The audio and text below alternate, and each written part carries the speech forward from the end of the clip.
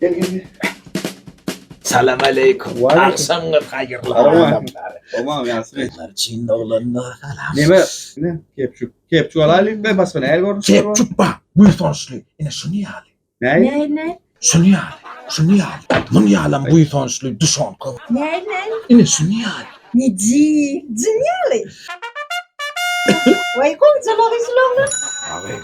Bu şeyme ervet bolşunma. Yerine be. Yerin bilip näme gıydar tarap bolsun näme diyecek bolýan yerin bilip yerini bilýär ha şola. Nervime degmen dedim. Nervime degmen gider. Telefonum yok yerine gider. Samolyota miner, son gider. Son bu sonuçlulardan iyi bilmez. Bollam yo gülýärläm sana özmek. Bakalar rahmatlyam azygalam. Ay ağam şunun içinde çilaviyatçısı da var. Bu sonuçlu kesçunun içinde. Näme? Perevod etsene.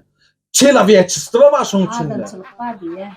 Adam çıkmamy. O çilaviyatçısı da var şu bu sonuçlu. Bolanda näme? Näme etini soradym, şu näme var? Yani arkayım oluyor ama. Men klient sigda praf. Bir geçen son.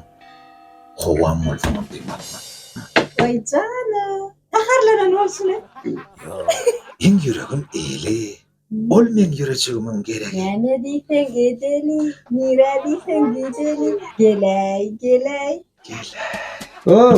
Kovma ýagdaýlar. Men sana like koyan. Seversen bana like. Yaman çat tapıştırıldı ya. Tüvenemedi maşallah. Bizim kovgunlara aşallah. Sonuçlu bile. Tamam. Tamam. Ondan hemen ya TikTok bir de ayrı alyansa bile de. Bile. Uy sonuçlu bile.